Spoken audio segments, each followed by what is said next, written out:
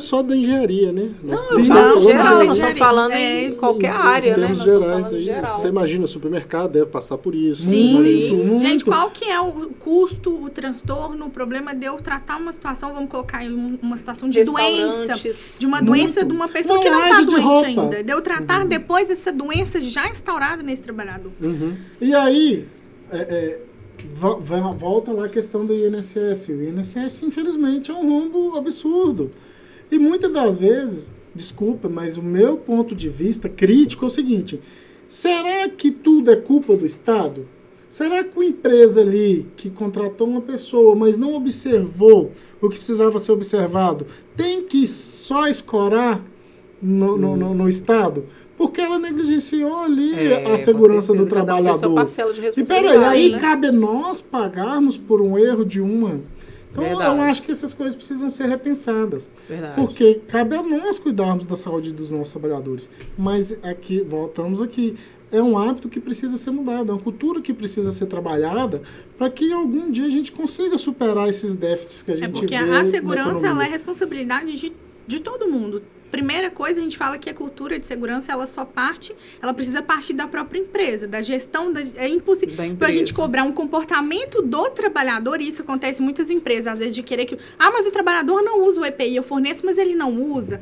Mas e a gestão da empresa? Como que ela lida com a segurança do trabalho? Ela é reflexo dessa cobrança? A pirâmide nessa situação é invertida. Como se a cultura começa de cima para Então não precisa ser todo mundo, tem que ser os trabalhadores, a empresa, a gestão, a diretoria, o governo também, porque precisa fomentar a segurança do trabalho como uma ferramenta primordial dentro das empresas, não só porque é obrigatório, mas é obrigatório porque tem todo um porquê por trás dessa legislação, que é a manutenção da saúde das pessoas. Existe um comodismo mesmo, existe um comodismo mesmo. A pessoa fala assim, ele não usa, ele não quer, então deixa. Então vem cá, você está com a sua empresa, se ela por acaso começa a não vender, você não bola uma estratégia, você começar a vender mais. Isso. Então se a pessoa não está usando EPI, você deve ter pensa na solução para isso também. Né?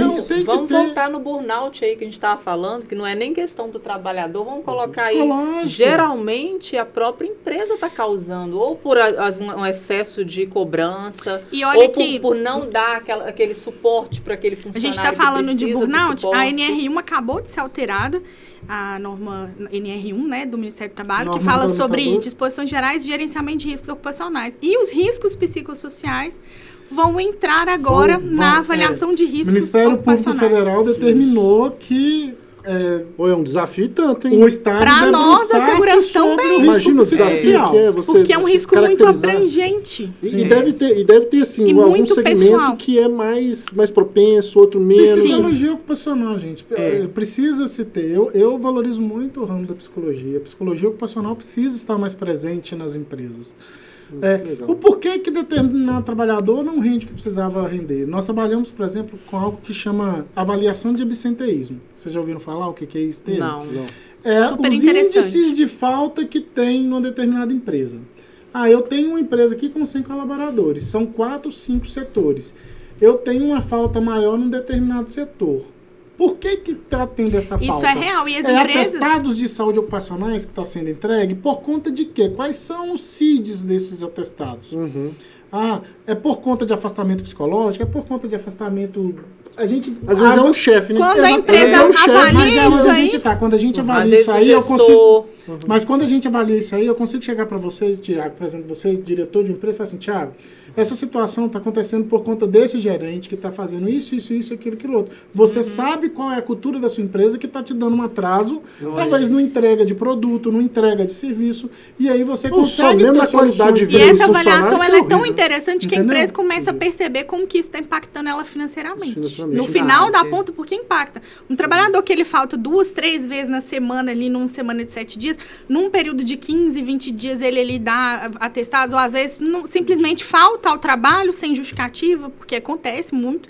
Então, tipo assim, como que isso impacta a empresa financeiramente? Impacta muito. E aí a gente consegue até investigar o seguinte, olha, se esses absenteísmos continuarem acontecendo, peraí, eu tenho trabalhador num determinado setor, então peraí, vou sobrecarregar os outros que estão aqui. Quais são as consequências dessa sobrecarga? Será que pode gerar um acidente? Será que o risco vai estar mais potencializado, o que pode acontecer de consequências negativas nessas situações? Né? Eu fico imaginando, às vezes, um negócio... Sabe o que é? Quando eu comecei na construção civil e tal, eu tinha um encarregado e 2 funcionários. O encarregado era pedreiro e os 2 funcionários eram ajudantes. E eu carregava o carro, eu botava a betoneira no carro, levava lá para a obra, depois tinha que trazer a betoneira embora, porque senão eles roubavam a minha betoneira, trazia no carro. E um dia faltou os 2 ajudantes. Eu e o pedreiro na obra para poder tocar a obra lá. Então assim, o pequeno, eu acho que ele sofre um pouco mais, porque tem estrutura para poder pensar nisso tudo no começo. E o pau que dá em Chico dá em Francisco. Então a fiscalização que deve ser para um tinha que ser para o outro também do mesmo jeito. Mas, assim, a gente entende que não é fácil. Você falou, qual foi o motivo dos 2 funcionários ter faltado no mesmo dia? Paguei eles na terça-feira. Eu imagino que fosse isso. E aí, então, você precisa verificar. Peraí, será que foi uma consequência de uma atitude minha? Porque você acabou de responder. Talvez se você tivesse segurado o pagamento... Mudar de tática aí... Lógico, você isso aí.